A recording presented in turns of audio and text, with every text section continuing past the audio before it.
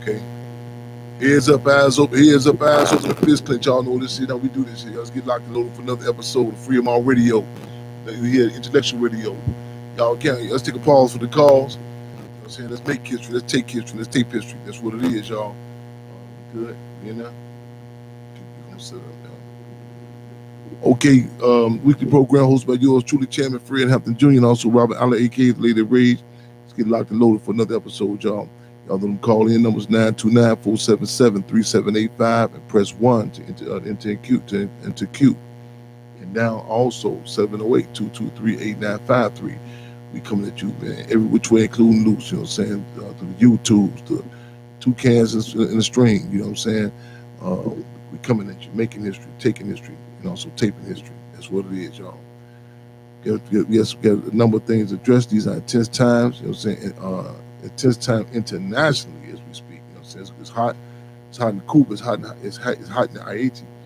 It's hot in Cuba. It's hot in Haiti. It's hot at the Hampton House. You know what I'm saying? We're talking about some discussions, some what's going on in regards to assassinations. You know what I'm saying? Attacks, attempted assassinations. You name it. You know what I'm saying? Y'all feel free to call in. If y'all feel free to cub being with us, we're gonna get straight to it. Give us a heads up. Let me know when we're ready. We'd like to load it. We got some callers coming in queue. I'm gonna get straight to it. You know what I'm saying? We're gonna get some up. I know a lot of people don't know in regards to the updates in regards to what occurred. I initially said July 8th, approximately 1:30 in the morning, but we're going back and check. It's probably actually July 7th, the night of July 7th, late night, approximately 11:30 p.m.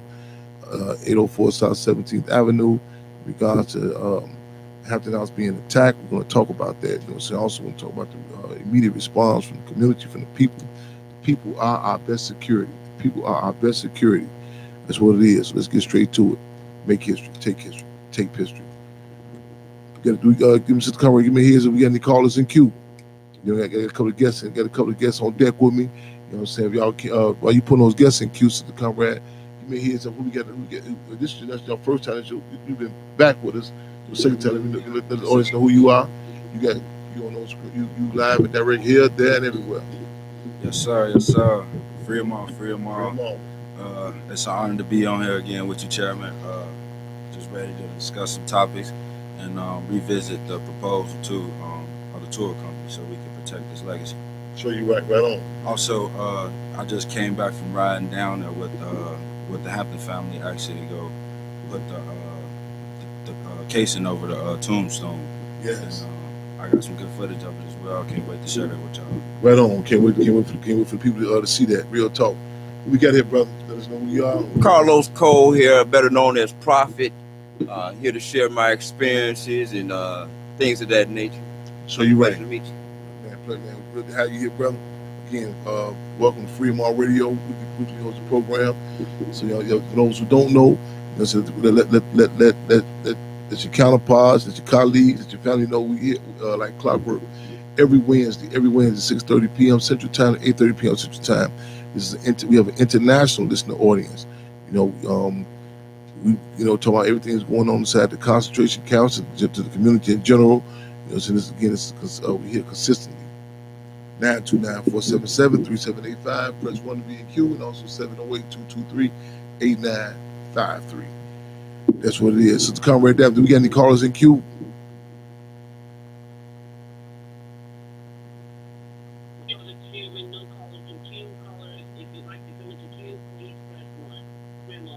Free 'em all. I want to get us a couple of these calls. In the meantime, between Free 'em all. Callers in queue. Free 'em all. Free 'em all. Welcome to Free 'em all Radio. We hear you loud and clear.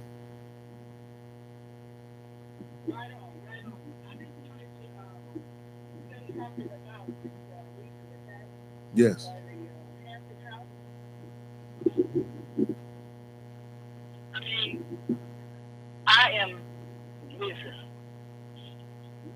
It's so many flashbacks of things. Back in the 60s, naysayers were saying, when we was talking about the state had a program, the war on the black community, and the number one threat to the internal security of the country was the Black Panther Party. And people would tell us, what the state want to mess with y'all for? Y'all not that important. People glamorize revolution a lot, and they think it's, getting a tam or a leather jacket or whatever hat and vest or whatever the Cubs are wearing, but they don't know a whole lot of threats come with this. A whole lot of trouble comes with this. It's just not a photo op. It's making sacrifice. And I want to say, when this thing went down at the Hampton house, I flashed back to when Chairman Fred Hampton Jr. had a case. And he had this particular lawyer, right? And these old white men came up in the law offices downtown, where the white people be at. Not no more, but they used to be downtown. And this was like 11, 12 at night. These group of white middle-aged men came up into this office building with nothing in their hands, wearing trench coats, and then the laptop and the file for a case that Chairman Fred Hampton Jr. was fighting. It disappeared. There was no sign of break-in. There was some type of equipment used to get in the office. And the cameras in the building showed these same white men leaving with a laptop and some files. There just happened to be the information for the case that Chairman Fred Hampton Jr. was fighting. And the lawyer refused to say it was the FBI. I mean, they got the trench coat, gold crackers, what they do out every night. And then they came in empty handed and leave with a laptop. Again, no break, signs of break-in, no glass broke, no door kicked in. You know what I'm saying? Just these white men, they on the white people take the building to leave. This same case he was fighting, the young lady was like a clerk for this lawyer downtown. So she got bugged, and her backpack was taken with the notes and the information what they had on this case. Again, working on the same case. And the third strike about a spin on this this was over in Africa, big old case, you know what I'm saying? All these black lawyers. And another attorney on the case was driven off a cliff and murdered, assassinated, also working on the case. So a lot of times people say, you boppers in their head. I think it's horse to the chalk, but you can't make them drink. You bop them on their head with information that they don't believe is true. We can talk all day about the war that they have waged on us, and people tell us, I can't believe they do that. You know what I'm saying? I don't care what they do to us to stay. I always want to get a state out and what they're doing. And I'm just reminded of so many incidents, and I could be on here to next Wednesday probably talking about all the attacks on Chairman Fred Hampton Jr.'s life, the attacks on Chairman Fred Sr.'s life, and the continued attacks on our people. And as we wake up and smell the coffee, hey, you'll be looking for us in the museum. And it's real. And just because you don't see it, don't mean it ain't happening. And I hope people come out and support. And let me say this too. Everything ain't bad. The community and people came out in huge numbers to secure the Hampton house and to do whatever needed to be done. And I was so proud and honored of that. To see that, wasn't no flyer put out, wasn't no press conference held. It was live on social media where it happened. And Stevie Wonder could see the glass when it kicked in, it was cut. So somebody coming prepared with burglar tools. So we gotta wake up and smell the coffee and get busy and stop smiling and profiling and understand that we're under attack. And the great example of capitalism on its last dime legs, you see the attacks in Haiti, you see the attacks in Cuba, and the attack on the Hampton house. And the Cubs are fighting to defend the legacy of the Black Panther Party, which is constantly under attack by people even pretending to be Panthers and those who just come right out and announce they with the state. A lot of times they don't know they with the state. They think they're just doing their American duty. So I just wanted to say that, and listen to the show. I know this is a great one, like all of them are, but people better wake up. I hope people come out to the Hampton House. They're going to do an unveiling of the outdoor refrigerator this Saturday at 12 noon. People can come out, and then I think they had a triple C, which is every Saturday children community and cuz following that. But their garden is looking good. You can come out and pick some collard greens, but don't tear up the garden, so the stuff won't go bad. But you gotta, if you don't know how to pick greens, tell somebody that know how, so they could show you how to do it correctly. Not that they're gonna pick up for you, but I just wanted to say that. And long live the legacy of the Black Panther Party, long live the Black Panther Party, cuz long live Chairman Fred Hampton Jr. and the Black Panther Party fighting to defend the legacy of the Black Panther Party. And thank you for that. Right on. We thank you, Fremont. We thank you. Again, this is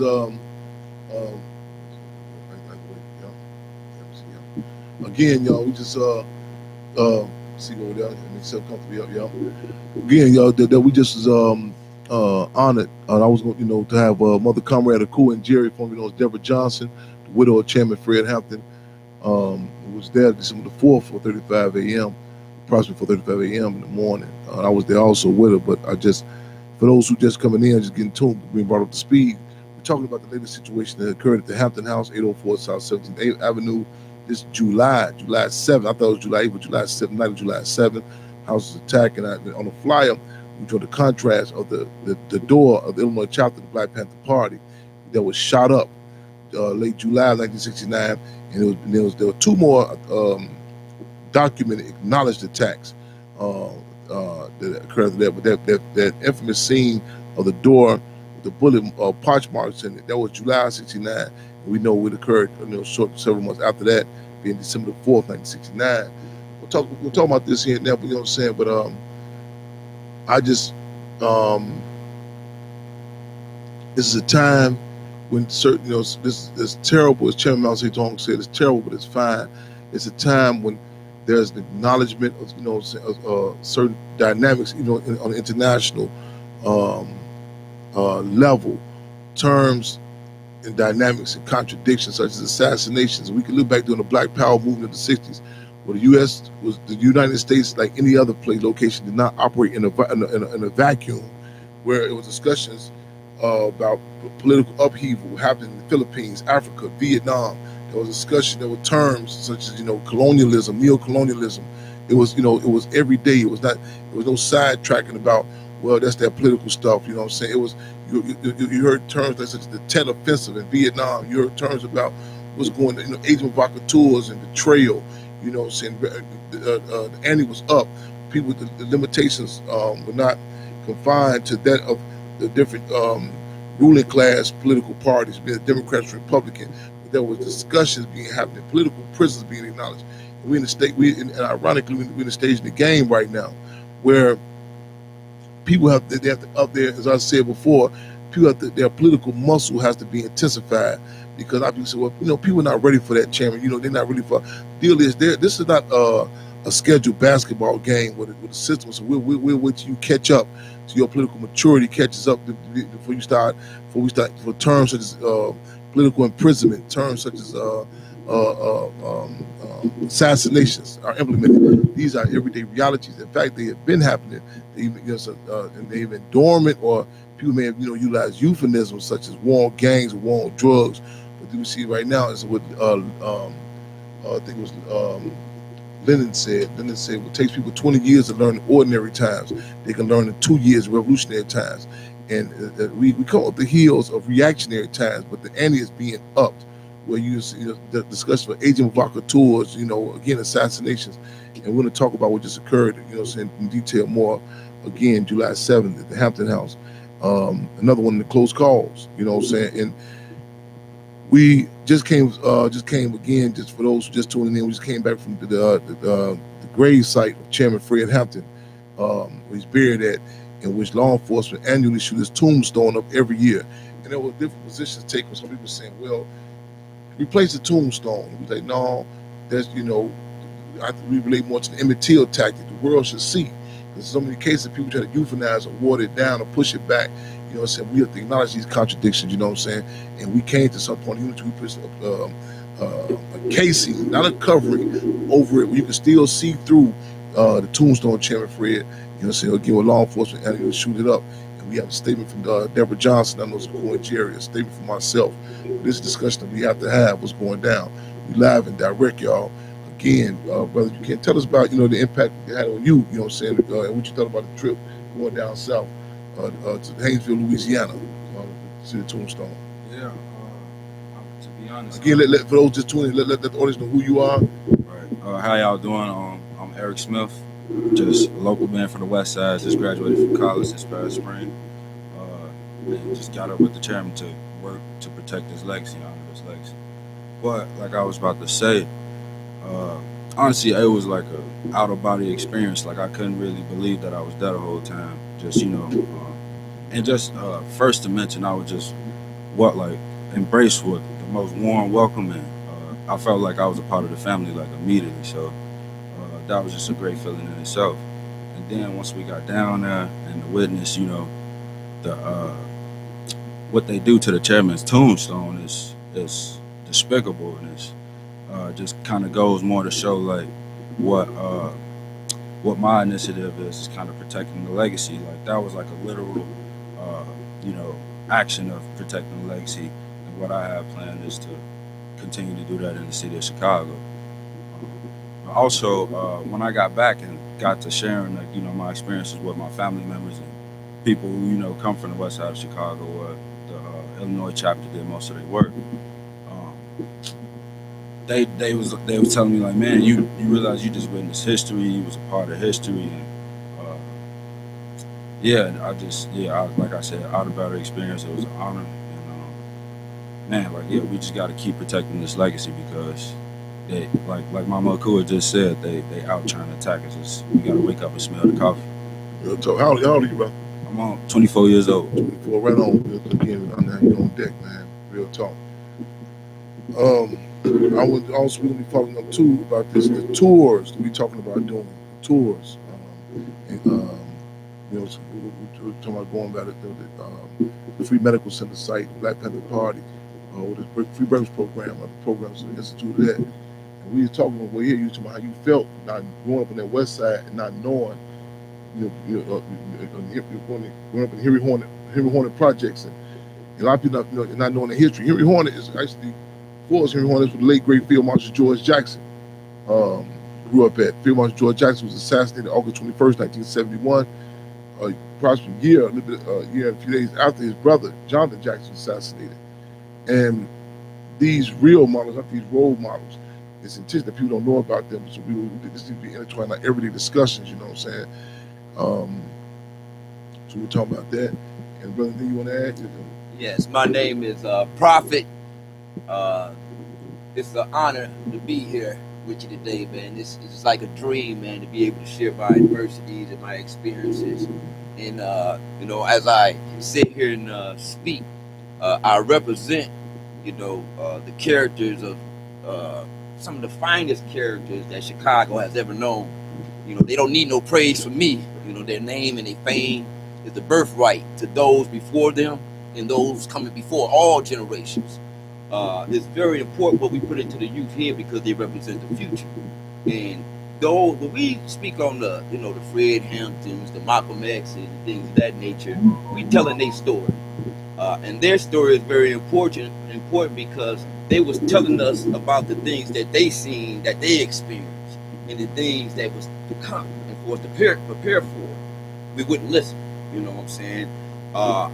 Now we have new leaders, we have new prophets, and I have come to learn through my experiences that true wealth is not material things, cars, clothes, and things that we try to gain, that the government dangle in front of our face and we kill each other for, and we have envy and division.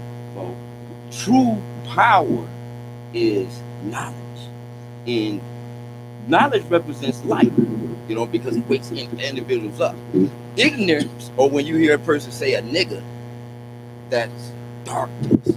For so many years, I have been walking in darkness, meaning living the street life, chasing the things that was dangled in front of my face, the things that we see on TV, the things that we see in movies and things of that nature. And when it was dangled in my face, I used to reach out and try to grab it. And then when I reached out and tried to grab it, it was consequences. So the thing is this here. Uh, we need to really figure out what our true power is, what our true potential is.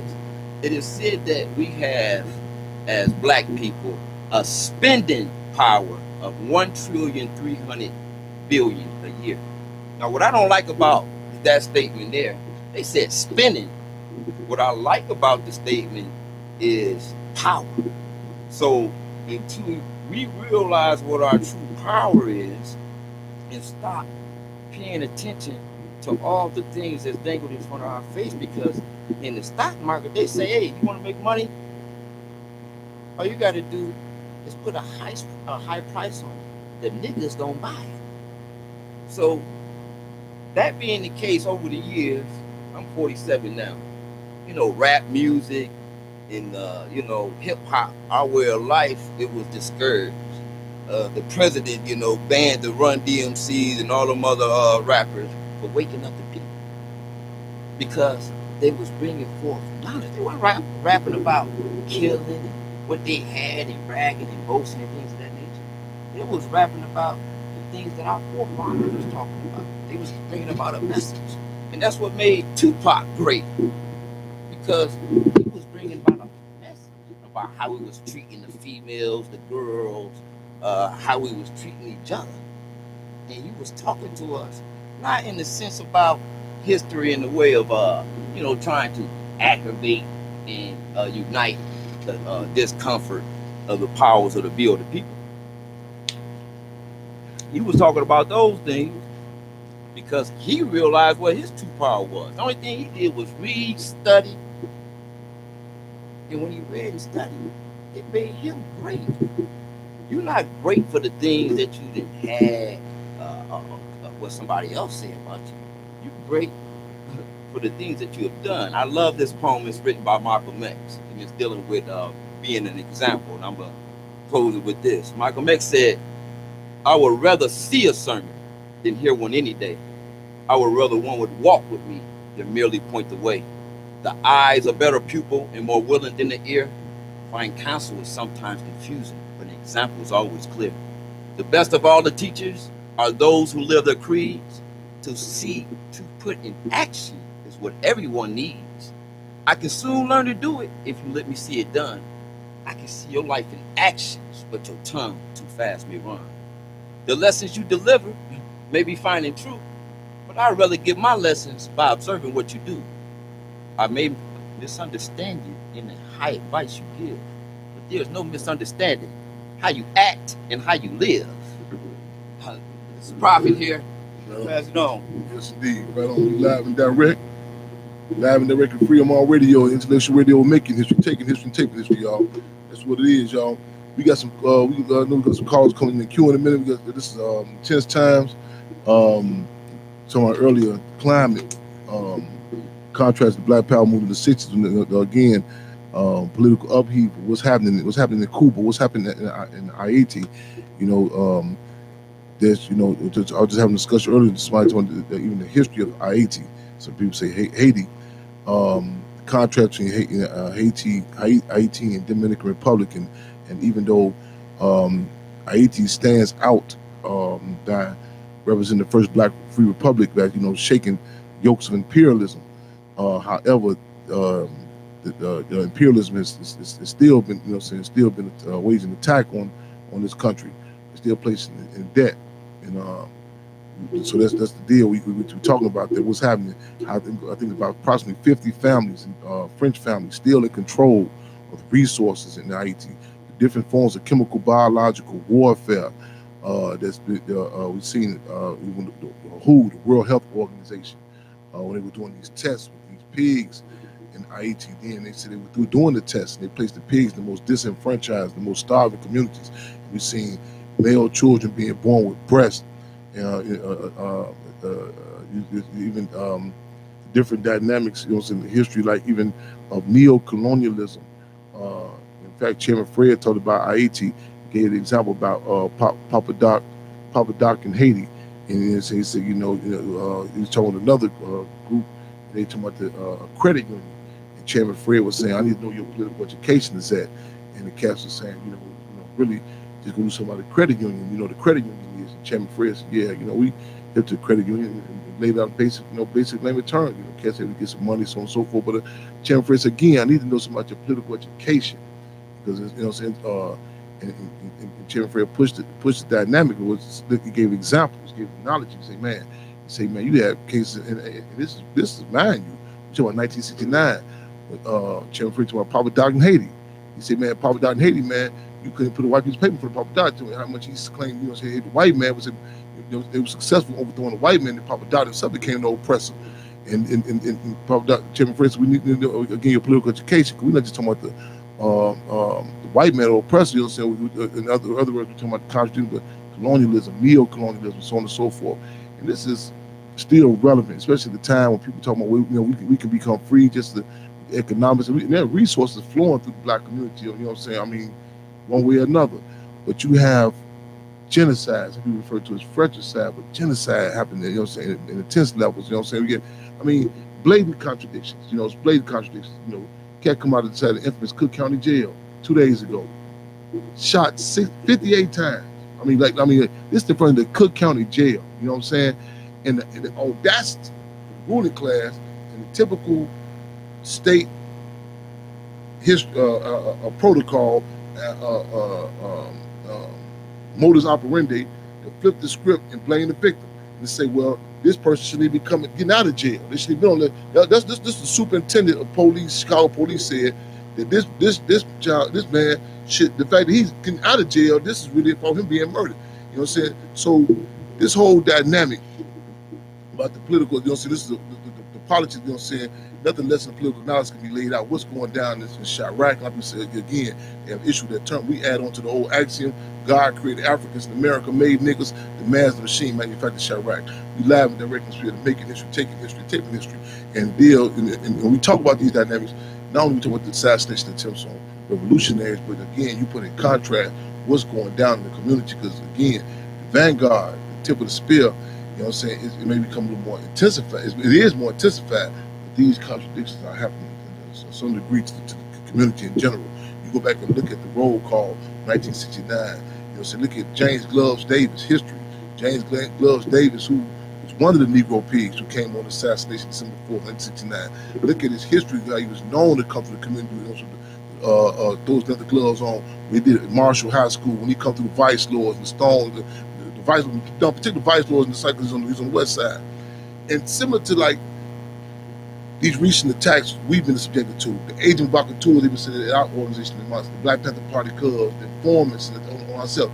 You go back and look, they have been utilized and they're being utilized on other organizations. However, we are blessed and burdened to be able to politically sum it up. What's happening? A lot of people just watered it down. Like I say, though Chairman Fred, my father, was assassinated in a brutal way, in a graphic way, they attempted the system to take the attempts and successfully takes all of our fathers and mothers one way or another by shooting them down, stringing them out, locking them up, punking them out. In other words, killing them one way or another.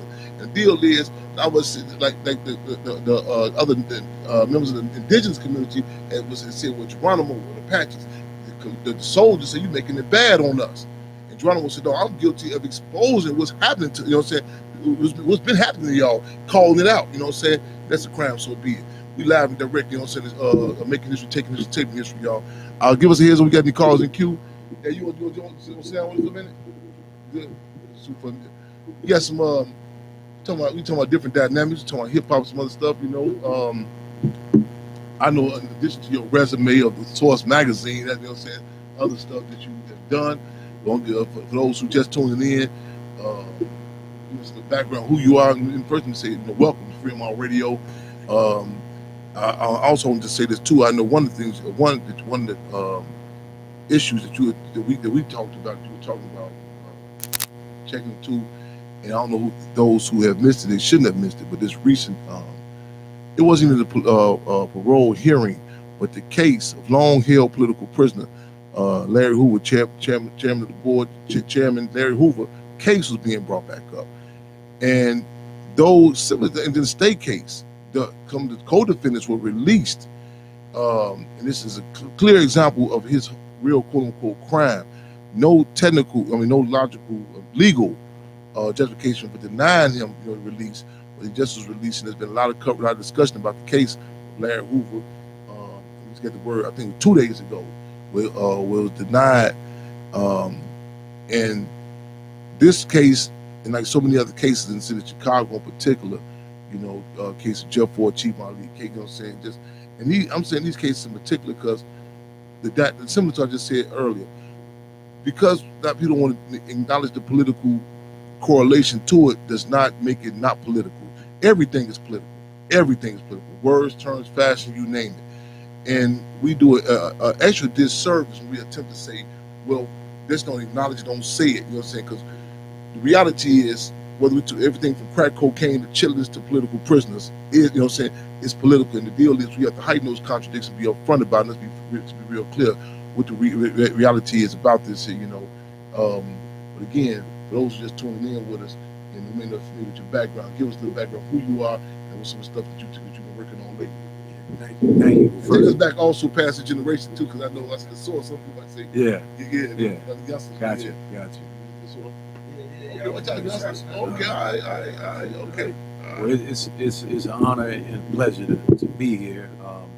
This is my first time here, getting to see you in action. Right on. Looking good and sounding great. So appreciate you having me on. But yeah, my name is Dave Mays, and I created the Source magazine back in 1988. I was a student at Harvard and was hosting a radio show on the Harvard radio station that was playing like all classical music at the time, and I was doing a hip hop show on like Friday night, late night, and the Source ended up becoming a newsletter for a mailing list of listeners to my radio show. The show got kind of big in Boston. It was people all around the city listening to the radio show, and that gave birth to the Source. So it was a one-page newsletter. Built it up for a couple years, and then moved down to New York after college. And in the 90s, the Source magazine became the #1 selling music magazine on newsstands in the world. Outsold Rolling Stone, 9 million readers a month. Of course, the Source, was instrumental in helping to elevate hip hop and provide a platform and a voice for the hip hop community, particularly at the height of hip hop being really a social and political and empowering kind of movement. So yeah, I ran the Source. I started the Source Awards. Produced all of those. Everyone, you guys have seen. I think it was about 7 or 8 of them. But so now I went on. I did some work with Hip Hop Weekly, helped create that. Ran that for a while, and then a few years ago, I created Dave Mays Media. I actually moved out here to Chicago, and been kind of back and forth between DC and Chicago. DC is, my hometown, born and raised. But I fell in love with Chicago, coming out here and learning a lot more about the city and the people from the city, and I just really felt, an attraction to be here and to want to be a part of this and to try to, do some positive things out here. Well, glad to have you here. Glad you came in the studio with us. I was just coming just now, and it's a hell of a time. And just even as you see, everything is political. Like I'm sure you heard about the case. This is like everyday case of young cat. I think they shot 58 times from Cook County Jail. And like even some of the contrast, of times. 96, yeah. What you like even initially because we say art reflects what's going down in a particular climate, and let me ask you, what you said today, contrary, like even now, like even with the source early on, in fact, I can't recall what year they had. I was in Tams, the Supermax, and they had a piece about me in there. But how important do you see it as that correlation with the music and the political conditions of what's going on? How making that correlation in itself, or something? Was it like you said? Was it? Did you just say, okay, that's music, that's politics? How important that connection be made, be acknowledged? Yeah, I mean, to me, music is one of the most powerful influences on the planet, in terms of something that can influence people's hearts and minds and emotions, the way they think, everything. So it's a very influential, industry and business when you think of that, so the you said the music and the climate, the conditions, the climate of it was right. On the ground, what's going on? What like that correlation? Is it some artists take a position where I'm not political. I'm just going to be apolitical.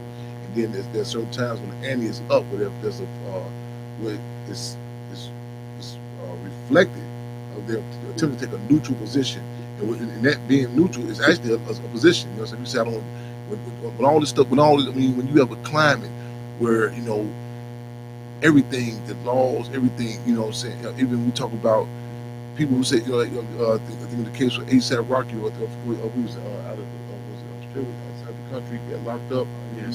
Sweden, and where no one is, saying there used to be a time where some people who have a certain amount of resources, or they can be in a bubble for a certain amount of time, but not every day.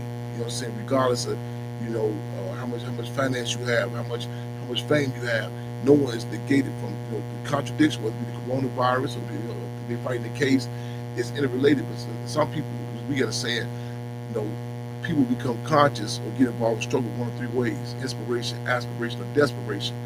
And in the case of prisons, a lot of times artists, they come to grips with it in a reactionary sense, like, okay, now I'm locked up, now it's a problem. But as opposed to there was certain periods of time where there's a climate, not just an absolute force and the onus of the responsibility on the artist, but it's a discussion that's being had. You can't dodge, you can't take a break. So I'm gonna listen to the radio and I don't want to hear about the police killing nobody. You know what I'm saying? And how so in the magazines and in the airwaves, it's I guess what really changed was back in the 80s and the 90s. Hip hop was still really more independently controlled, and over time, as the major record companies got more involved in different things, happened, like the death of Tupac, or the assassination of Tupac.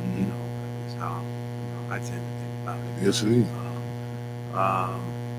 So in years after that, the music industry got more control over hip hop, and a lot more money is being made, so that gives people, a certain, pathway to, follow and to hang on to. But like you said, the responsibility, it was more a part of it because it was more grassroots. It still had much more of a connection to the streets. Yeah. Even through a magazine like The Source, because like I was saying about music, media is that other most powerful thing that influences people. So those things, in my mind, always kind of figure together, what I've been doing, and the way I think about hip hop and what its role can be. But as time went on, it's become dominated by commercial music business, and we've lost that connection between the music and the movement and the social and political. There's some of it there, but it's not powerful like it was when it was working together. As the gentleman mentioned before, like with artists like Tupac, bringing this type of consciousness. So,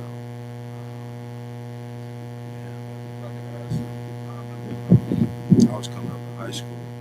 I actually went to high school in Alexandria, Virginia, where it is. But I remember Wayne, Thug, particularly, like just straight up dismissed the whole Black Lives Matter movement, Mike Brown killing Africa, and also another little point that you made about the music being reflective of the political climate.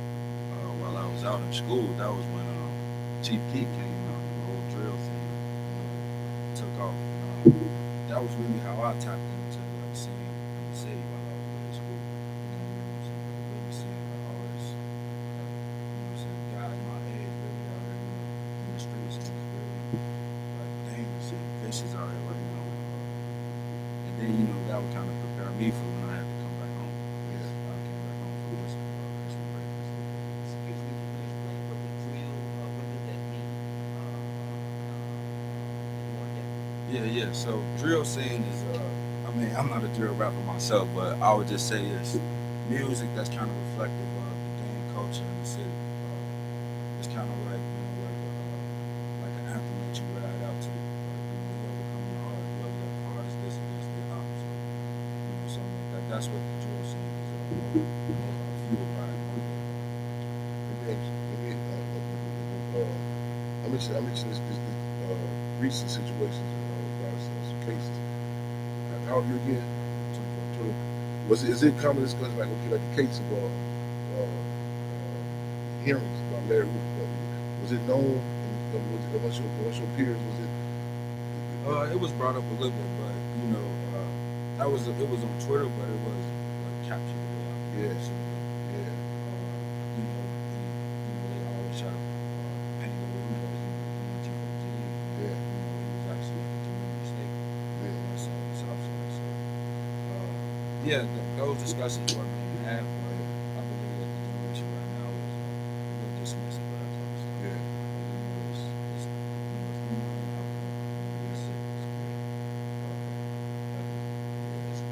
What do you feel that your generation is listening to? Who is their peers? What is causing them to do what they do? It's real.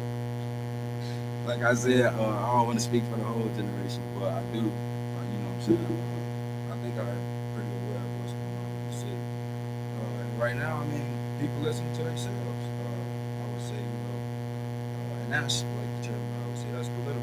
The state has a lot to do with that. With the infestation of crack, breaking up black families, and the most recent crazy political period, which is Obama. How that kind of just creates like when Obama was in office, that created like a dial down the political awareness of black community. Kind of made people more susceptible to what's going on right now, like the attack on Tag team with you. I'm definitely not from the teenage years. I'm older than that. However, I just want to say this to the older.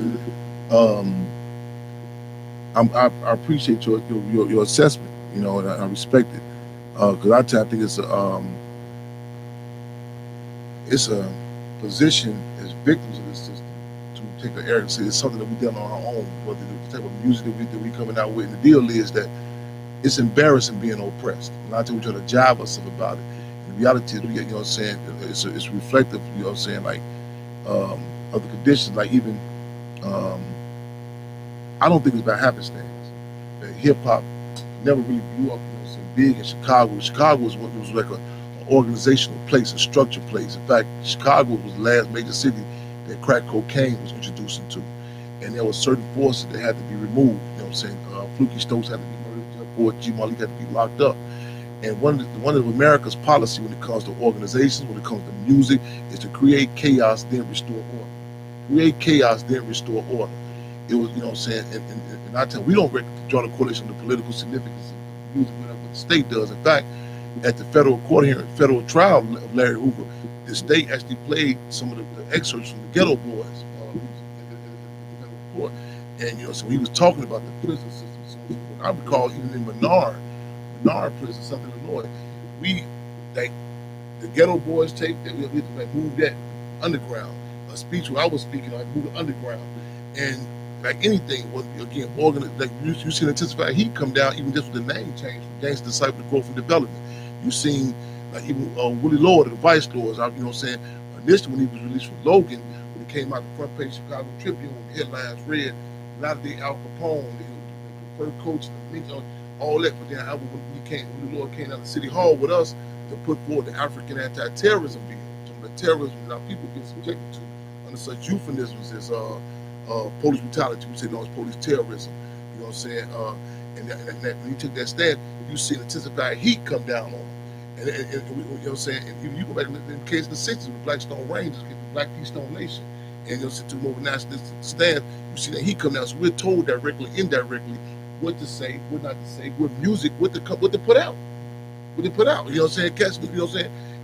You know what I'm saying? Like, you know, cats, like Park even said, like in the schools, you know what I'm saying?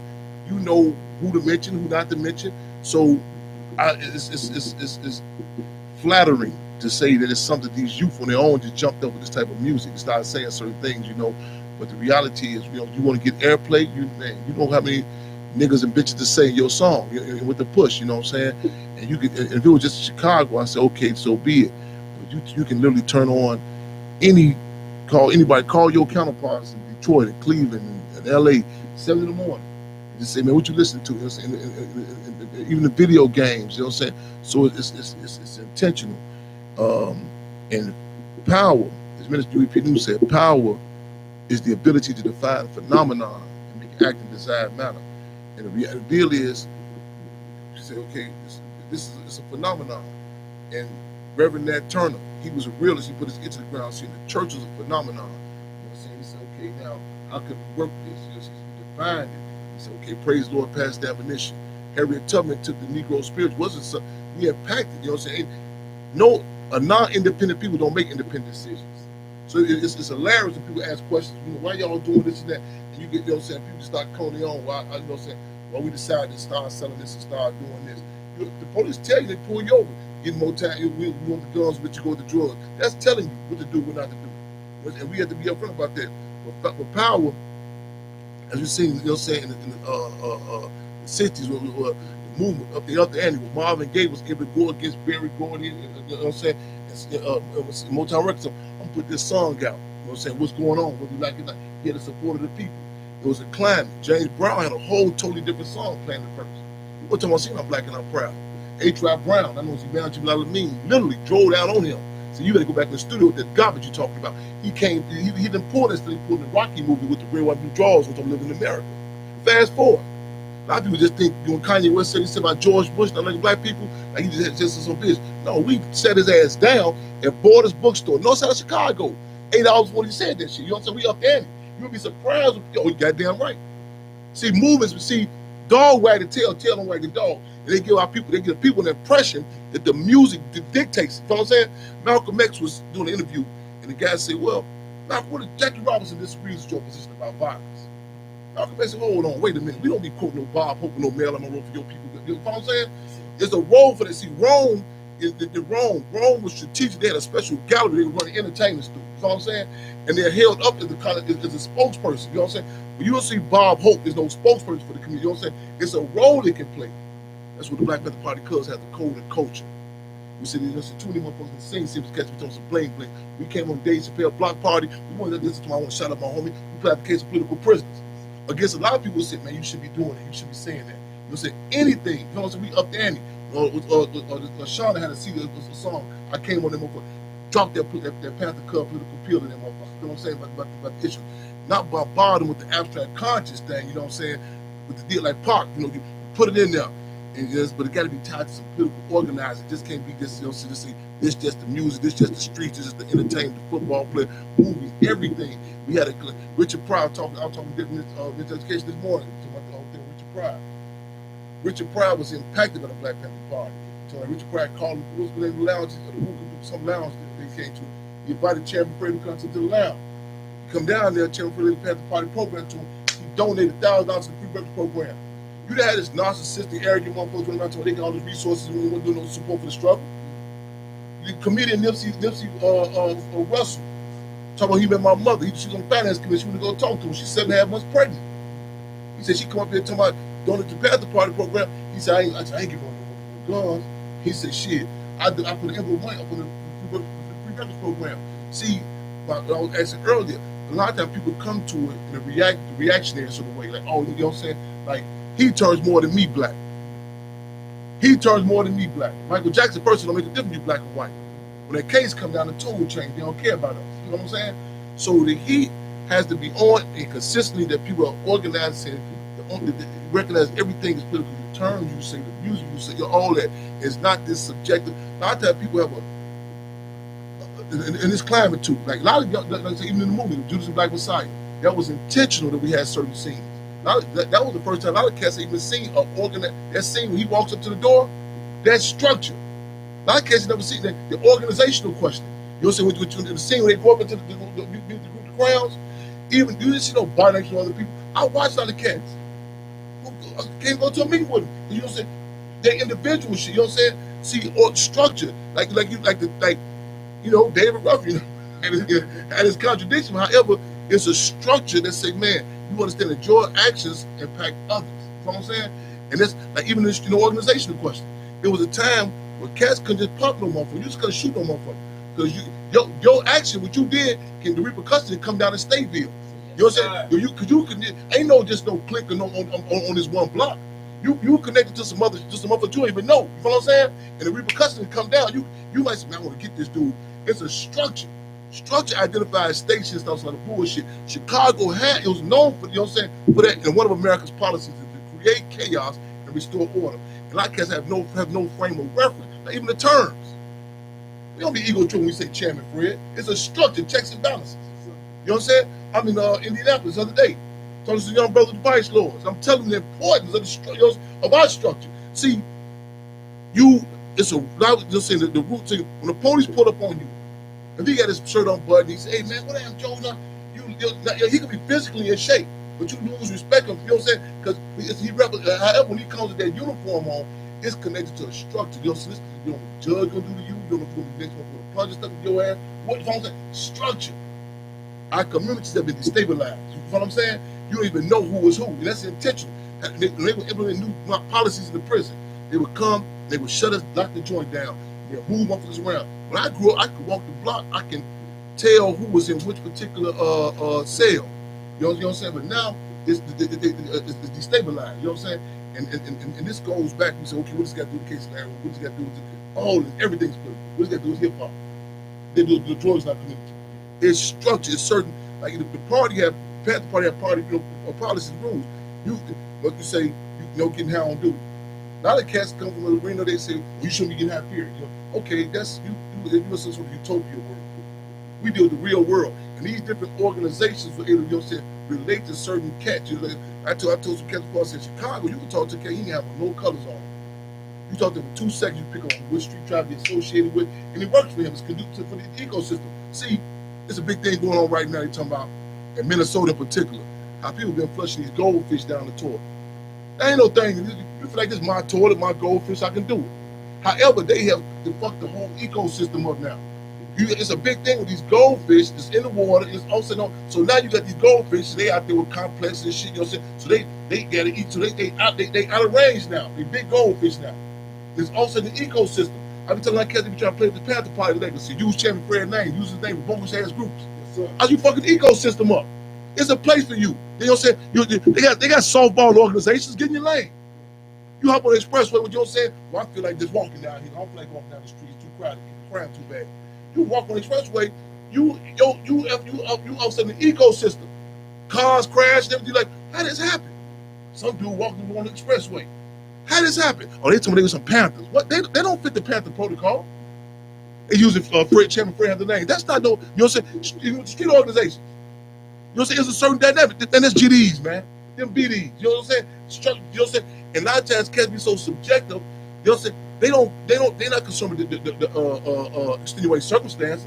They'll come back and they're grasping these cats' lyrics or whatever, throw them in front of, you know what I'm saying, Chief League, Chairman Larry Hoover, they parole board, and these don't, you know what I'm saying, say, well, these guys say with this organization, the Panther Party, they'll go grab some of these cats and throw them out there to justify who they really want to attack.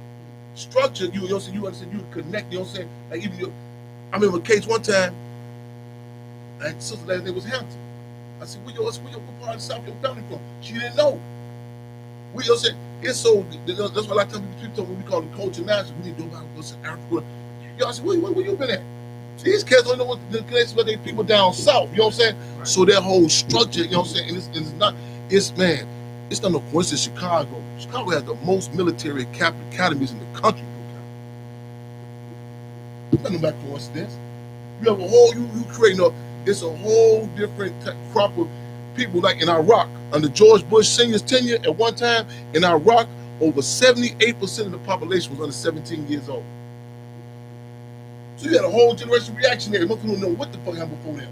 You know what I'm saying? I commend y'all as artistic action. A lot of times y'all kids like, listen, I don't hear about nothing. You know what I'm saying? That you knew about that. You know what I'm saying? It's important because you'll say nothing happens. Nothing's happening in a vacuum. You know what I'm saying?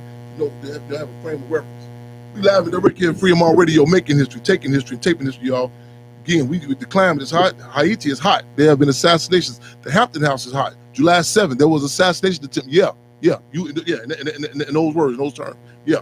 I'm talking about 2021. Yeah. Live and direct. I'm talking about, I know everybody talking about we got black elected officials, so on and so forth. We talking about it's hot. Cuba is hot. When you see the president of the United States talking about you want to encourage the people from Cuba that's doing great, putting the cables on their back, you know what I'm saying?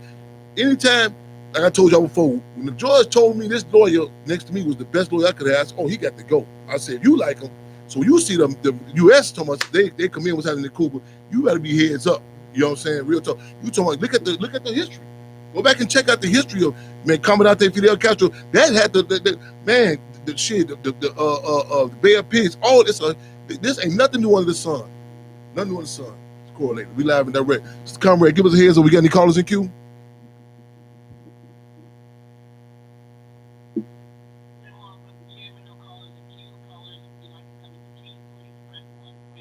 Free them all. Now, I know, listen, make sure y'all call it 929-477-3785. I will be getting some calls on some cases, people locked up. This season time, you know what I'm saying? Georgia, some stuff going on in those concentration camps. Y'all feel free to call in. We're talking about also, you know what I'm saying, the cases, you know what I'm saying, in regards to Chief Malik Chairman Larry Hoover, you know, the recent denial. This is on the federal level, you know what I'm saying? Many of you remember the case on the state level. And this was the C numbers. In fact, I am self-critical. I know I missed the annual C number. You got to go out there too. Yeah, right on. How you dug it? Man, right on. Yes, indeed. For those who don't know, the C number, even annually, these are guys and women who have been locked up under the old law. The C number is supposed to stop in 1978. This is the indeterminate sentencing. And like the numbers, I forgot how's it LA. But in Illinois, you have a B dash, such and such, C dash, but the C numbers, when you were going for parole here, like at the Larry Hoover, I think was sentenced to 100, 300 years. This is the indeterminate, kind of like the move down in Philadelphia, where they had the indeterminate, you're going back in front of parole board here. In fact, we had some people calling last week because there's some struggles to bring it back. I have some issues, and we're still pushing for it, because you got to be real careful with that parole board here, you know what I'm saying? Because a lot of stuff, it looks good in theory, but you know what I'm saying? I know we definitely, we want to make sure we struggle like them kinks out of it, because you know what I'm saying? You go back and look at the like stuff you may take for granted. Okay, well, who's going to be on the parole board? You know what I'm saying? And you be like, wait a minute, how is the same police that locked me up, his brother is on the parole board? You know what I'm saying? So you cannot take nothing for granted. I see your question, Cuz O'Key. I'm gonna get what you're writing about the Crips. Right on. C number, they meet every year. So those who missed it, they come next year. I had spoken in Indianapolis, but Ike Taylor, so many other, so many forces, man, that was there. And just the background, Larry Hoover's case too, in the state case. Many people may remember, don't remember the Pontiac 17 case. The Pontiac 17 case, this is, mind you, I'm talking about even this climate, what's going on now. There was a climate uprising was happening. It wasn't uncommon. You come out, like, and it wasn't no whispering. It was up front. What up, man? Charlie, what up? It was like, it was resistance. I'm talking about, you had to, man, Attica, you know what I'm saying? Folsom, I'm not just talking about, man, this city, rebellions and uprisings happening everywhere is going down. So the political climate, there was a different dynamic going on, And so Pontiac. Pontiac was known later on. We brought it to Thunderdome. Stateville was like the nucleus of the brain center. Pontiac was like Thunderdome. You go there and get it in, you know. And what 1978, 77, 78. The uprising that happened in Pontiac. Please work with me, brother. Pontiac. The uprisings that occurred in Pontiac cannot be isolated to just the prison itself. You had people on the outside community fighting. How can they work on these cases to assist these brothers in the cases? You had a different climate. You had William Thoreau, author of Civil Disobedience. We would assess that in an unjust society, the only place for a just man, was prison. As opposed to later on, there's so much damage done to what people were saying. Well, I ain't got no mama, my daddy could go on. People was clear with the purpose of prison. So when uprisings happened, it wasn't no what y'all do wrong.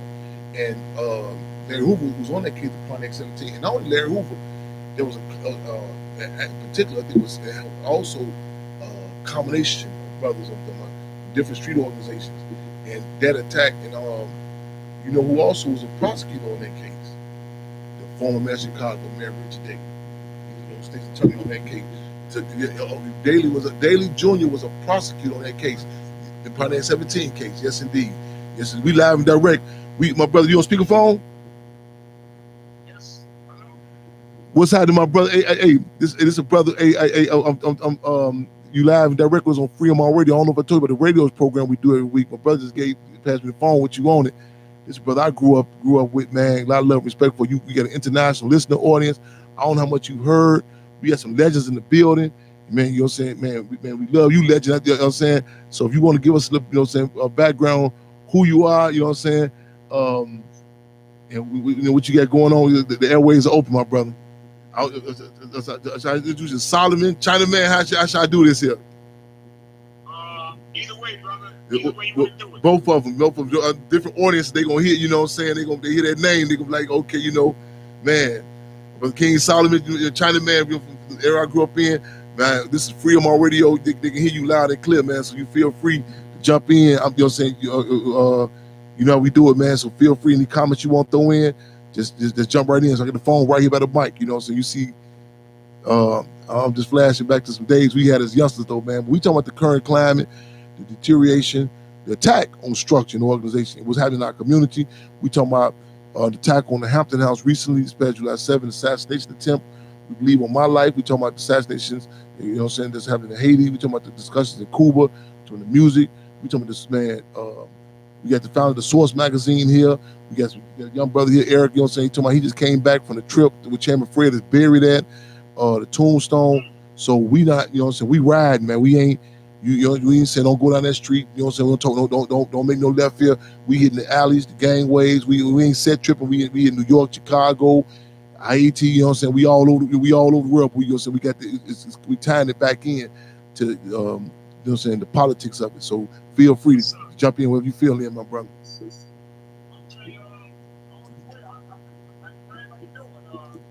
Well, listen, he loud and clear.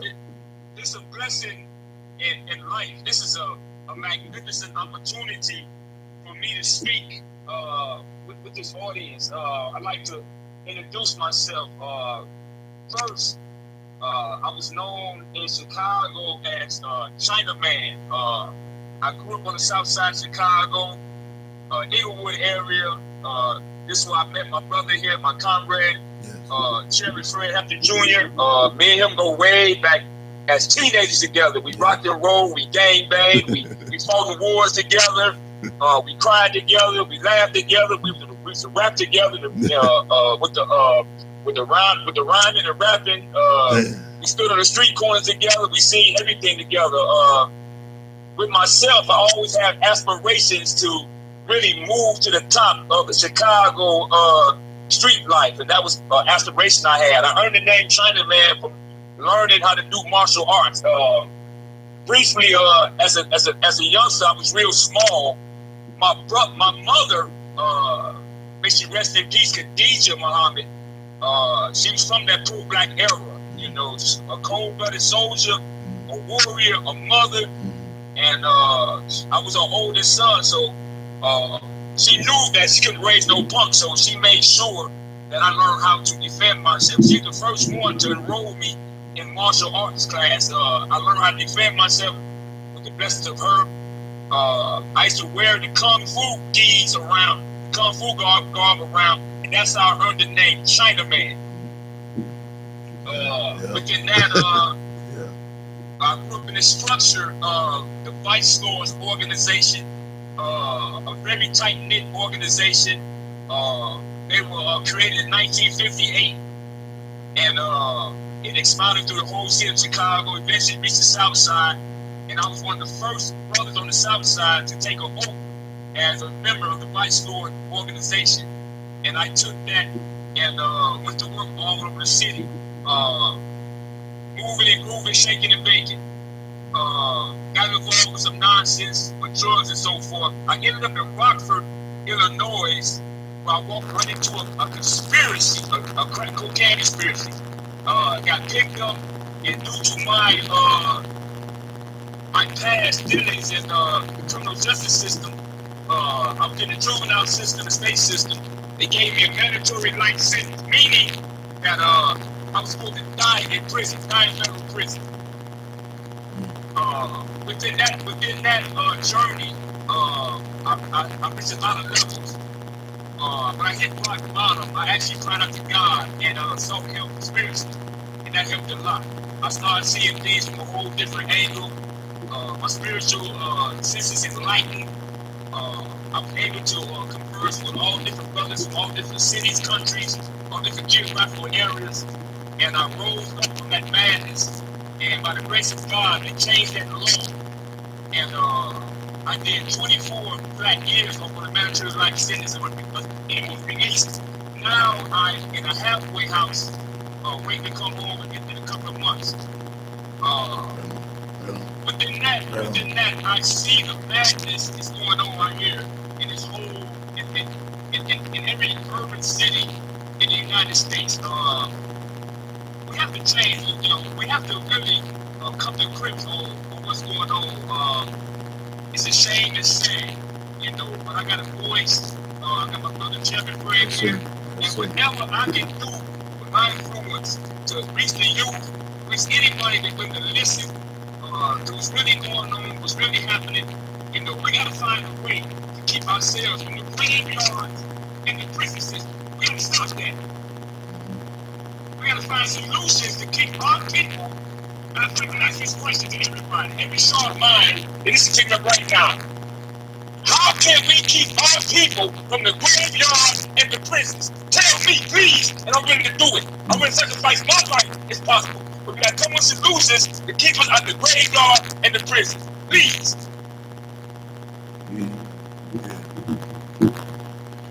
It's man. It's I wish. Go ahead. See, go ahead. I'm sorry, it's sad to say that I'm a product of this madness. Brother Fred will tell you, I did a full tour of the system: juvenile, county, state, and now the feds.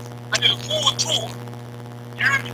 So now, since I've done that, and I'm alive and well and standing strong, I'm willing to stand up to fight against these injustices and a trickery that it's cool to go to jail or it's cool to be involved in criminal activity and all this. Man, all it is trapped to knock your head off. That's all it is. We have to find another way. We have to find another way to create success in our lives. We have to find another mindset, I'm saying, to help our children and teach our children, mentor our children. This stuff is not cool. It's not.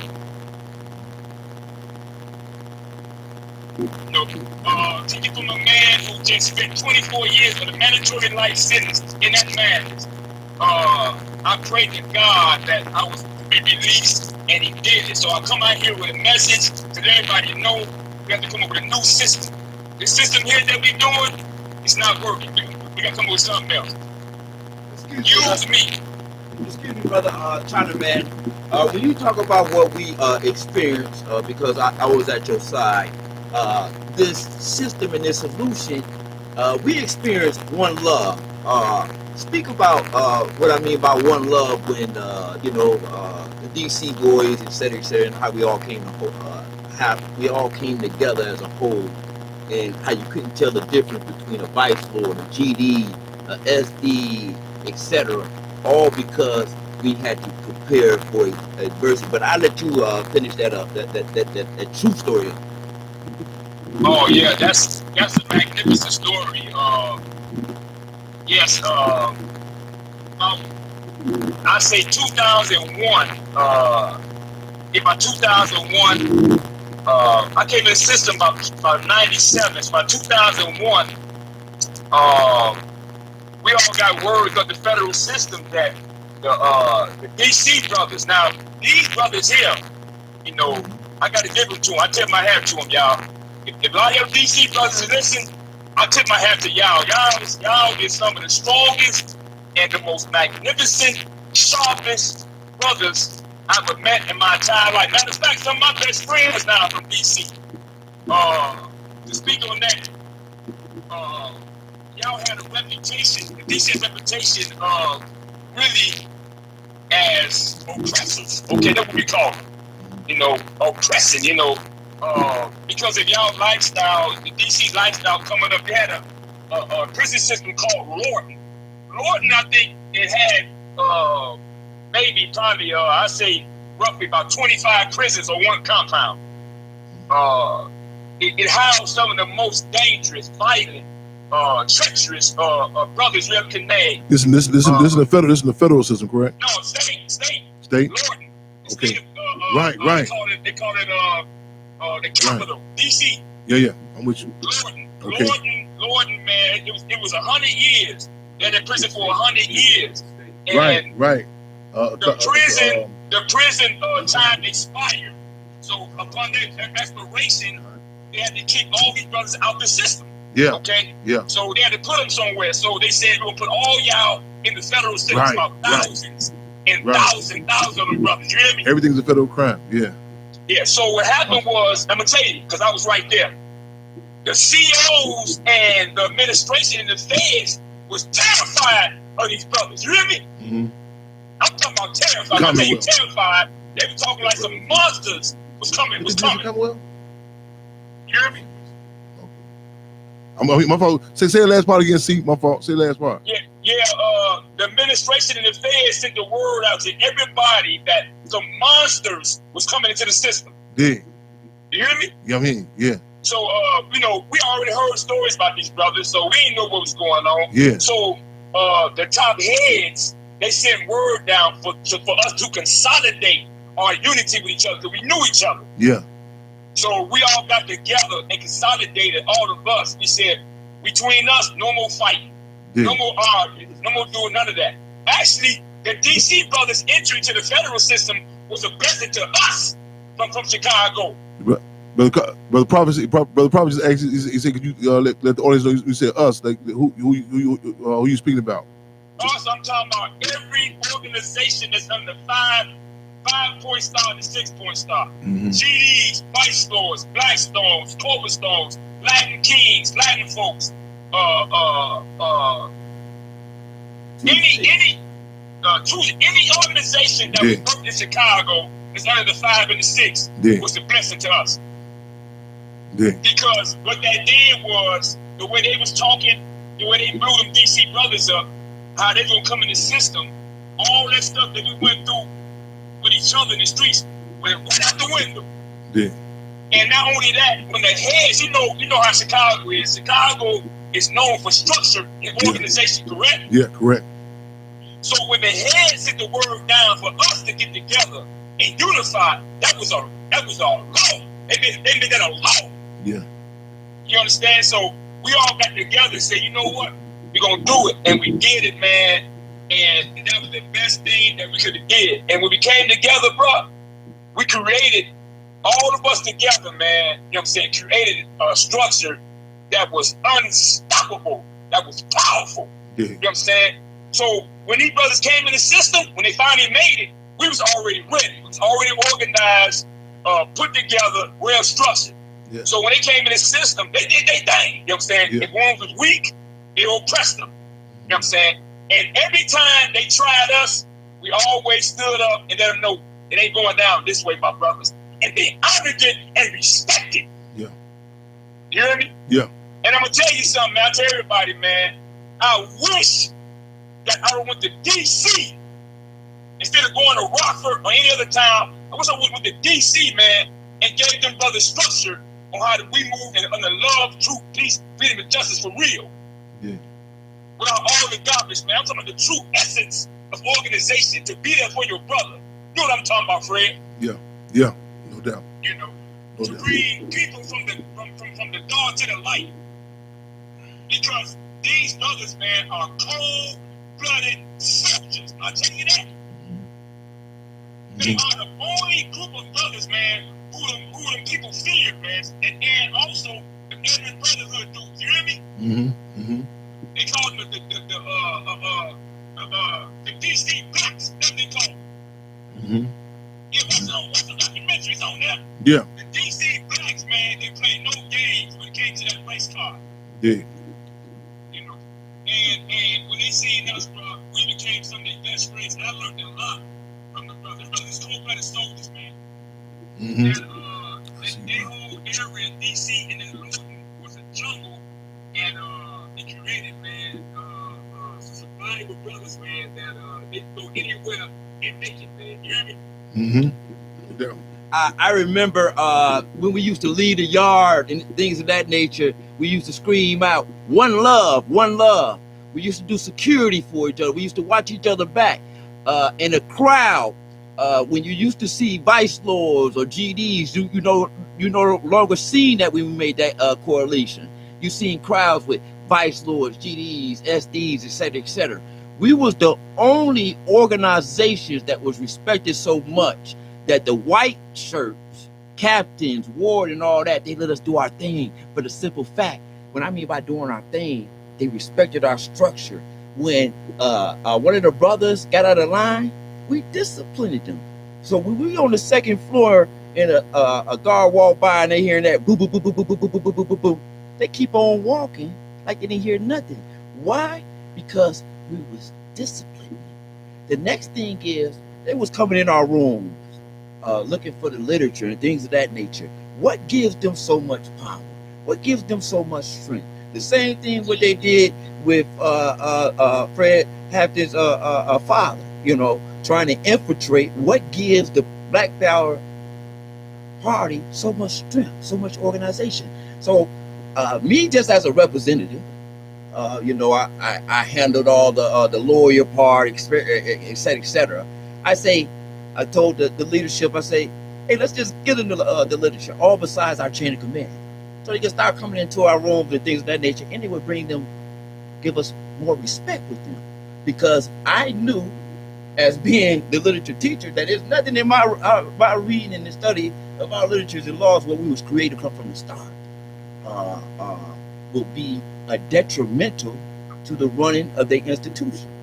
Once the leadership took all our literature down to the SIS, that's the investigation department, and we told them, hey, tell your people to stop going in the room, shaking us down and things of that nature. Furthermore, when you see security on this person, tell your guards to don't be having their security called to get packed down. Why? Because you see, when these soldiers is on their security, they laughing in you makes face. Why? Because we got 200, 300 soldiers. Y'all got 100 fat boys who are out of shape. And y'all know y'all can't do no work because we trained to go every day, 5 days a week. Why? Because they done checked in the guns and the knives at the front door, at the gate. So you got to be trained to go. The same things that Fred Hampton father was doing, training them to go. Saying, hey, listen here, ain't no more being abused and all that, turning the other cheek. Y'all ain't turned the other cheek.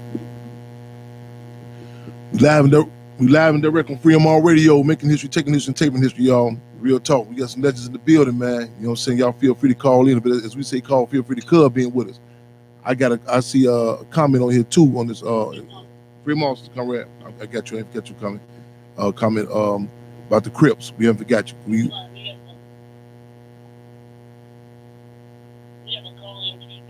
caller, come. Welcome from our radio. And don't let me forget, because we definitely will get the West Coast question in too. But okay, go ahead. Welcome from our radio.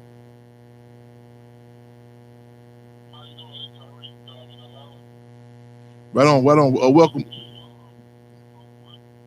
Okay, that's what it is, bro. Yes, welcome, my brother. Talk to us. I know we looking for your Big T gave us heads. You be calling in. Yeah, give us an update. The case was going on. The background. We just had some callers from Georgia prison.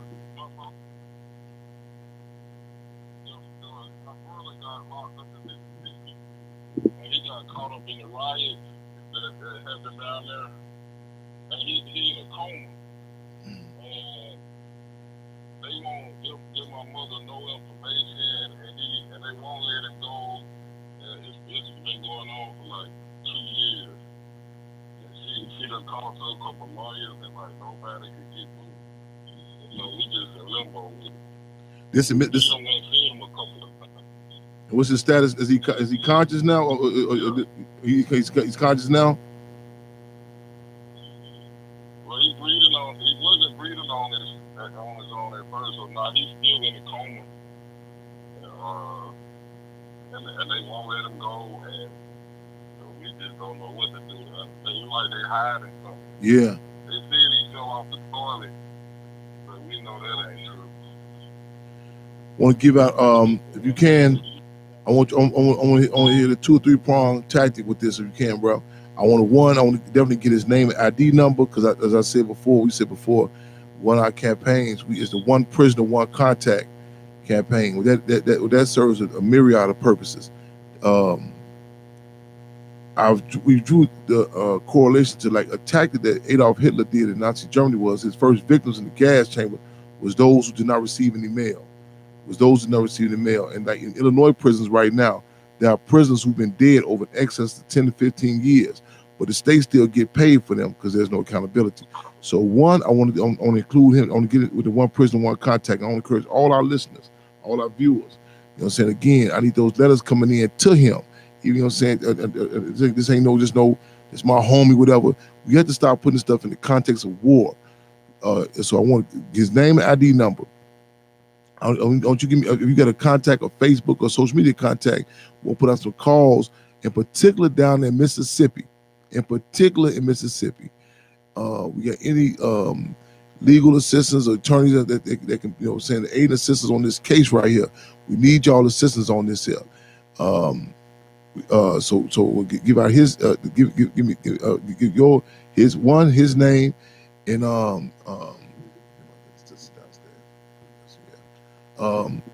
his name and contact, the ID number. If we can get that. 2, your social media contact, or you know what I'm saying, we can contact with him, and we want the full name. I want to so give me that right now. I'm gonna give you some more stuff too. I need is why you give. In the meantime, be giving us that. If you can't give us the contact, listeners, again, we need one person, one contact on this ASAP. Direct to him, and also putting out the call for some legal assistance. And also, thirdly, I don't know how it's set up there. I can't think. I remember last time we had some. Bring back up to speed. All the men, you know what I'm saying. I need to know that particular area, that hot spot. What's the political players? Whose name? Like, in other words, when they say, man, such and such, they know for taking these calls or what have you. Like, we went to go down south for the graves. Like, Chairman Fred, a state rep, met us and did a resolution around that. I need to find who, you know what I'm saying, who's the hot name down there. You know what I'm saying? And also when the next election coming up. So I need those 3 things. Give me those 2 now if you can. If you can't give me all 3 right now, that'd be good. But give me those 2 right now if you can, brother.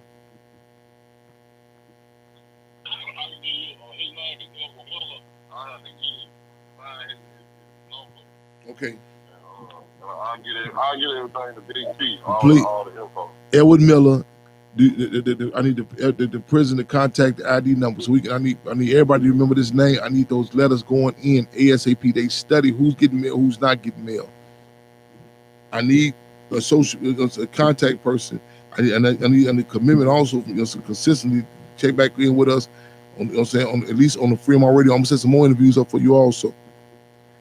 Again, for those just tuning in, he's in a coma. Is he still in a coma now? He was still in the coma. And he was there for like just for probation violation. Wow. And he was about to get out in like 2 weeks. Wow. And that happened. Now they won't let him go. Yeah. Wow. We definitely we own this, brother. You know, we own this. We need that. We need somebody to be calling in on a weekly basis with us. We own this. We need that ID number so we can, you know, say correspond to him directly. Edward Miller, you know the prison. You know the prison name. Yeah, it's just for all of them, man. Yeah, from what they got the lawsuits out on.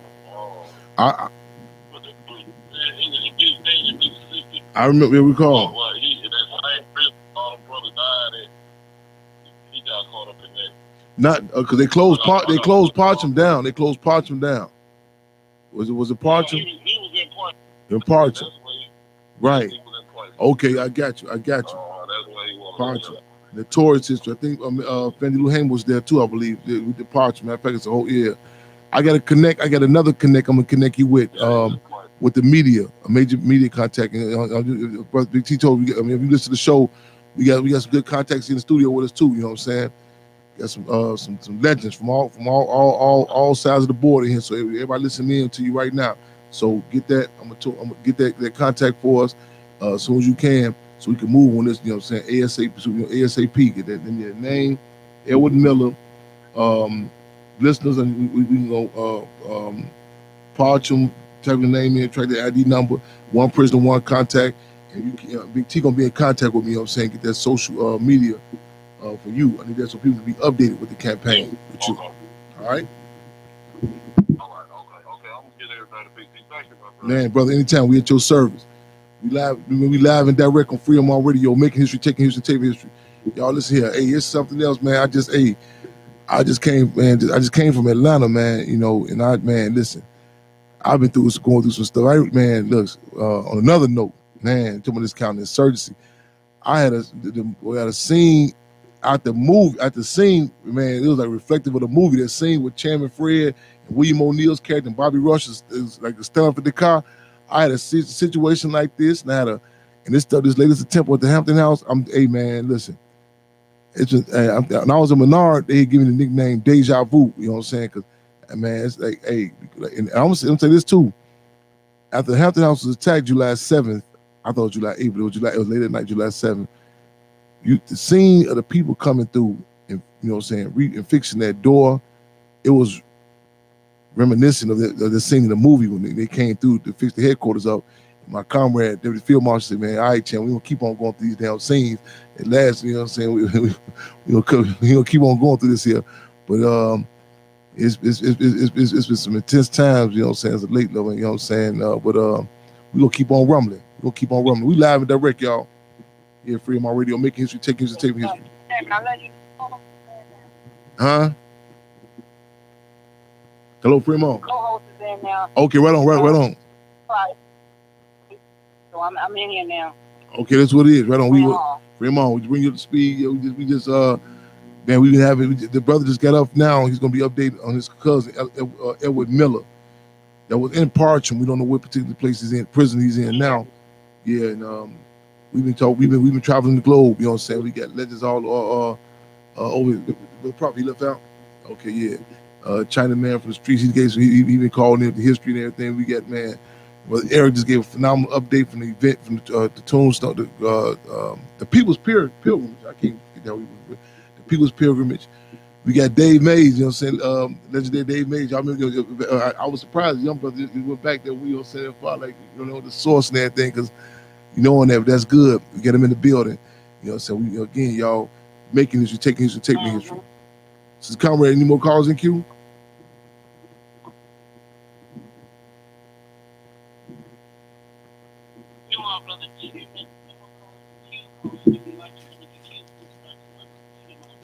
Come on.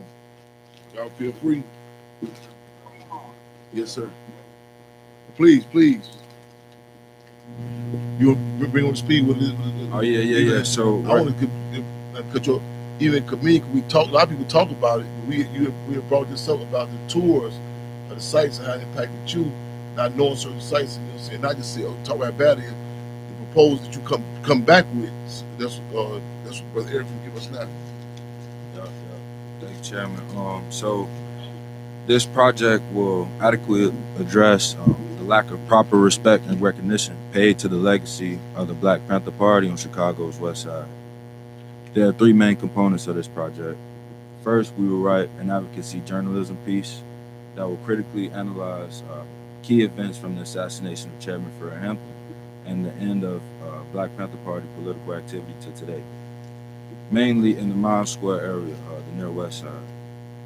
We expect to uncover exactly what led to the erasure of the Black Panther Party's legacy and the work from the spirit of the community where they serve. Once the piece is published, we will advocate for a physical sign or plaque to be placed at the locations of 2337 West Monroe and 2350 West Madison Street. We intend for these markers to properly recognize the significance of the BPP's tireless work at these locations to uplift Black consciousness. Lastly, we will establish a tour company where guides will show Panther historical sites on the West Side. The tour company will utilize the BPP's practice of heightening the contradictions by having guests observe the juxtaposition of what used to be and what is now. Tours will be guided by local Black youth during the summer. Preserving this unique history will help mitigate the effects of rampant gentrification, or land grabbing as we call it, thus enabling future generations of Black youth to be proud and inspired to take action in their community. So that just kind of lays out like all the three initiatives of the project, and just wrapping it up with the tour company, which will hopefully, provide employment for the Black youth out here. Right on. What are you proposing? Do we get our own tour bus? We get another bus? How you envision it? I was envisioning it as being like a bike tour, or we could get a tour bus too. But I just really wanted it to be led by our people and take place in the community where we at. Okay. Right on. I got some people on pushing the ASAP. I like it's some other cats doing a bike tour recently. I like that, but at the same time too, I want to think about like older cat. You know what I'm saying? That connection. So that and that bus we get that bus. Yeah, Brother Loans' bus. We doing something right now too. I'm gonna put this out while we're at the audience. A retreat from Chirac and Murder. They call it Murder Woods now. To down to 45 minutes of Chicago to the farm area. You know what I'm saying? So that same bus can be utilized for that. Also, this Saturday at 12 o'clock, we'll be doing a ribbon cutting for the community refrigerator at the Hampton House, 804 South 17th Avenue. And we encourage you to come on out there. Vegetables going on at the Hampton House. Come on out there. We're going to have large showing, send a message that, you know what I'm saying, attack, we still fighting back. You know what I'm saying? We still getting down. So that's this Saturday. I'm speaking of something this Saturday too. I can't recall what that is though. And let me get on this brother from this West Coast. He keep on tapping it. I want him to be like, man, y'all tripping. Said trip, y'all talking all about this DC, New York, and Chicago. Ain't saying about the West Coast. I see you, brother. Real talk. Let me commend you. Right on. So that's my thing. Hit me before Friday. I got another meeting. Some other people want to throw this in.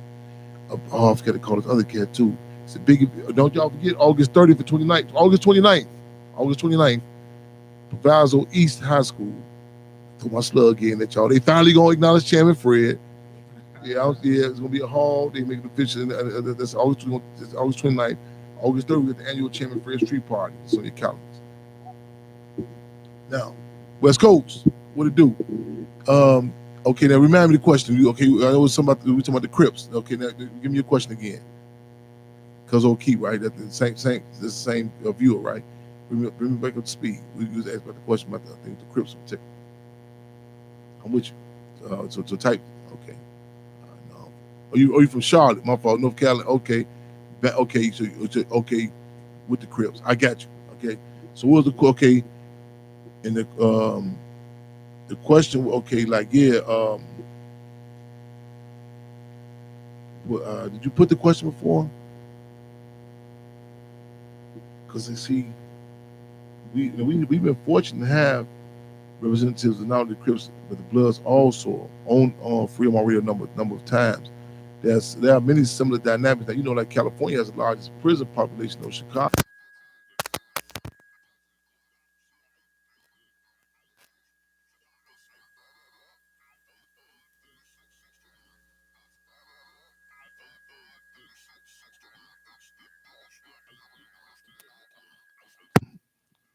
Cub and community condolences. In fact, we just talked about um, Sayika Shakur's death the last 2 weeks ago, um, aka Monster Cody. How you feel about in general? Oh, you said, okay, because he said the question. I guess says, how do I feel about the Crips in general? Organization is important, and it's something that it's not a similar sentiments I just put out just now in regards to Chicago about structure. Right, exactly. Community representative, and it was a big fight. It was I think even with who was his mayor in L.A. Around this time. They was fighting about trying to even to change the word to reform. There was a big discussion about that, and the deal is, this is kind of this is a concern that we should have any dynamic when we talk about music, movements, organizations, what have you, in regards to going to certain arenas, because even language is important. How certain things get people say that's not a big deal, but the terms, what I'm saying, there's a big fight about that. Tom, what's his name? L.A. I almost said it. So I see his face. Can't think of Tom. I see the face. I can't. Watch. I get this from my grandmama on my mother's side. Once a man stuck on it, it's gonna be all night thinking about Bradley. There you go. Right on Bradley. Bradley. And there was a big thing about that, about like even the acronyms. You know what I'm saying? And it's this to you with Kazoki in particular. Right on. Hey, my sister just tuned in. Right on. Lisa Joy Powell. Right on. So the dynamic of that's the heart of the question. We look at I spoke at the funeral services. Well, actually, we had went to the Murray Park after Stanley Tookie Williams, who coincidentally had the same birthday, exactly December 29th. And I recall at the funeral service and acknowledging some, when I was, it was one brother that grew up with him, and there was some other entities that was having an issue with him speaking. I said, well, this is a constant contradiction. You know what I'm saying? I remember a brother I grew up with. Damn, ironically, China Man know him too. I came in for his funeral, and I said, damn, and how they try to take that even self-determination with you, even in death. And I said that Tookie Williams had grew up in a climate similar to so many people who was deprived of such an organization as the Black Panther Party. And the deal is, a lot of people have the movement. I'm glad you asked the question, because some people have the incorrect narrative that we're on. They're trying to make everyone a revolutionary. When you listen to Chairman Fred, back to the importance of words. Chairman Fred said everyone should be able to commit a revolutionary act in their life. Some point of unity is not, you know what I'm saying, because there's a difference between a revolution and a war. A war is two occupying armies where you suit up and you boot up and you get out to get out. A revolution, on the other hand, you gain the mass of participation of the masses of the people. So some points of unity, case in point, example, Vietnam, where the music, they refer to the propaganda bombs. They would drop these bombs and the leaflets would pop out in particular places like Saigon, where a lot of the black soldiers were concentrated at. And the radio shows will say certain things. You're like, well, why are you over here fighting? Just killed Chairman Fred Hampton, just killed Dr. Martin Luther King. And the organizations had to have some point of unity. So you see, like, man, on the history, like even the Slausons, our apprentice Bunchy Carter, who later became the Deputy Minister of Defense for the Black Panther, Los Angeles chapter of the Black Panther Party, who was subsequently assassinated January 17th, along with Deputy Minister of Education John Huggins, 1969, on UCLA campus. So Bunchy Carter, the previous of the Slausons, later on, it was the Black Panther Party. But however, there were certain forces. You see, it's important to look at the different dynamics of music and artists the party, pre-revolutionary movements, and say, okay, now you see the Stones, the athletes, you know what I'm saying, the Crips, the Blood, you know what I'm saying, but also the Crips, also like a lot of organizations that void, you know what I'm saying. In fact, it was some good points laid out in the documentary by the bastards of the party. However, I do say I had an issue with the title of it. because the deal is it kind of it implied like when you hear terms like bastard, it insinuates that that the father, so you left them, you abandoned, you know what I'm saying, abandoned them, and but the party did not die away. The party was just was military defeated, it was attacked, you know what I'm saying, and so that void, and because deal is organization is something that's going to happen. Like in Chicago has been known for that, and it's not some sort of I'm saying so, like Chinaman was talking about it too. It's not just out of your own volition, like whoever you're colonized by, you're impacted by that.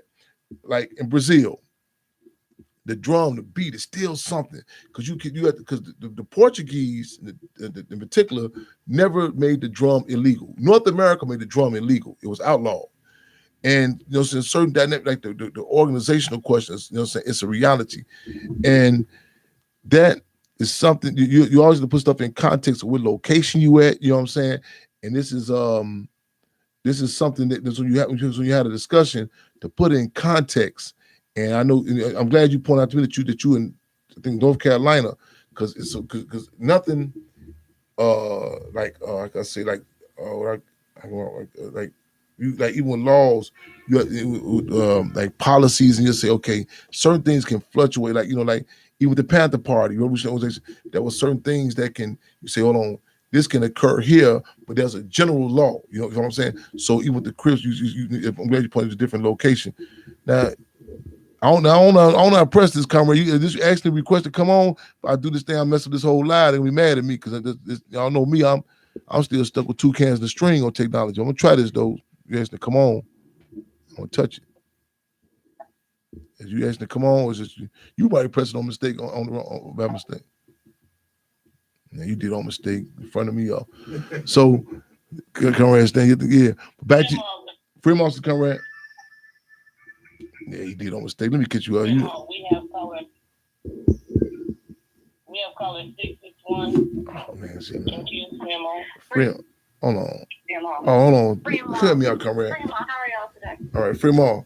Go back to my live video.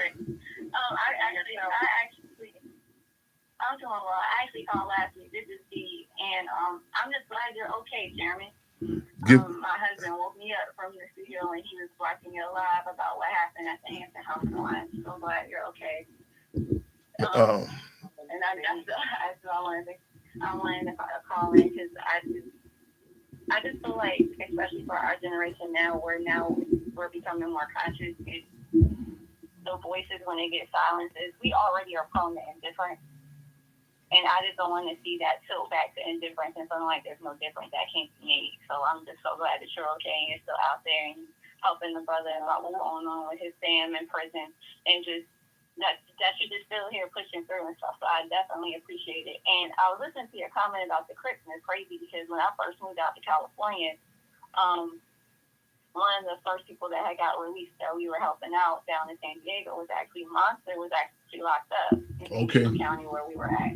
Okay. And he was telling stories about how growing up with Crips, and that was the first time I had really heard that side of the culture, the family, and kind of tying that into the Black Panthers and things that were going on in California. So it was interesting that you brought that up because that was one of the first stories I heard about coming down to California. So I think a lot of people don't really understand how important like the revolutionary culture was and how detrimental it was when it just so abruptly. You still there, Colin? You still there? We lost her. I think they're still online. Are we going? Okay, well, if you can hear me, thank you for the concern. Let me just for the record. I don't want to draw no foregone conclusions. Thank you to my best security. Thank you to the people. Thank you to the people. You know what I'm saying? Real talk. I mean, thank you to the people. Revolutionary love, respect, and appreciation. Thank you. More and more information is coming out, but sometimes I gotta. But I want to do personally, you know what I'm saying? Certain, you know what I'm saying? But I owe it to the people. More stuff is going to come out, you know what I'm saying? And you know what I'm saying? And it's you know what I'm saying? I am a microcosm, I guess, or saying, what's going on in our community in general. So, but we're gonna be updating y'all as we go. So, but again, thank y'all, man. I am honored to serve. Thank you to the people, the check-ins, the call-ins. Calls have been coming from the streets to the penitentiaries. I'm talking about from some of the names I mentioned, leaderships. You know what I'm saying? Them calling, checking to make sure we all right, we good. I do not take it for granted. I appreciate it. You know what I'm saying? Cats been on me. You know what I'm saying? Tighten up.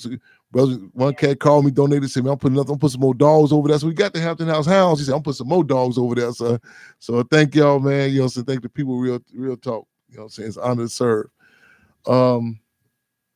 Something you said, she had said secondly, I wanted to respond to under Christian Bloods. It was something she said. Oh, these organizations, and nothing was detached from being impacted. One, I remember 2002, they had a players picnic or something. And I remember we was walking, we going? And they were like, "Man, we ain't going that damn thing." And one young lady, she say, "Oh, they going to dress some business. We going." And so it was Columbus Park in Cold Hard Crucial Complex. You might remember that. We went up to the thing, and it was like antagonistic. You talked to she's been up here? Yeah, not in the last few months, but we got to connect up for you. Yeah, man. Cold Hard, you dig? That's our man. And we were talking about the role. One of the few minutes to address the stage about political prison stuff, and one of the players there, Minister Seymour, he said, "Man, how you know that we ate at the breakfast program?" I said, "Listen, man, Phyllis, dialectical materialism. Ain't no y'all. When I grew up on the west side of Chicago, when the recipient of their breakfast program, and sister said one time I spoke, and she said she's a blood out of Harlem. She said I learned about Assata Shakur through my literature, the black gangsters." Their impact about it, talking about how the relation, the party that they had, how later on they put the history of Hannibal in their literature. You know what I'm saying? You know what I'm saying? And Larry Hoover was quoted. This wasn't no speech laid out for him to do. I know they put a microchip in his visiting pass. He was quoted as saying the Panther Party was one of the most progressive organizations. Was if not but the most progressive organization of the 20th century. The party, its impact, its connection to the people. You know what I'm saying? I'll be going on, give examples with the Crips, the Bloods, the Vice Lords, you name it. And that interwoven relationship with the artists, with the community, with the people cannot be downplayed. And that the answer to the brother's question earlier, we draw the lines. We say what Leonard said. We see you in situations how you view the state and how the state views you. We up the ante. So the lines cannot be just regulated to that's East Coast, West Coast, Scorpio, Capricorn. But that of whose interest do you work in? Who do you relate to? That of the state and the people, or state or the people. With that being said, y'all, we need y'all to keep your heads up, eyes on the fist clenched. We need you to make sure you keep the cases of Sunday out of Coley. Umi Abu Jamal, Rochelle St. Q McGee, Larry Hoover, Jeff Ford, your brother, your cousin, sister down the street, Edward Miller. On our minds and hearts, we say, what's the call? Free them all. It's been an honor. It's going to be an honor. Let's continue to make history, take history, and tape history. Again, y'all, we need to see y'all live and direct this Saturday. If you have not donated, make sure you go to Cash App, $ Save the Hampton House. SaveTheHamptonHouse.org and keep updating, you know what I'm saying? Bring that best resource, yourself, the people. Come on out to 804 South 17th Avenue to what the programs we're doing. Keep your heads up, eyes on the fist clenched. Let's make history. Let's take history, tape history. Same time, same station.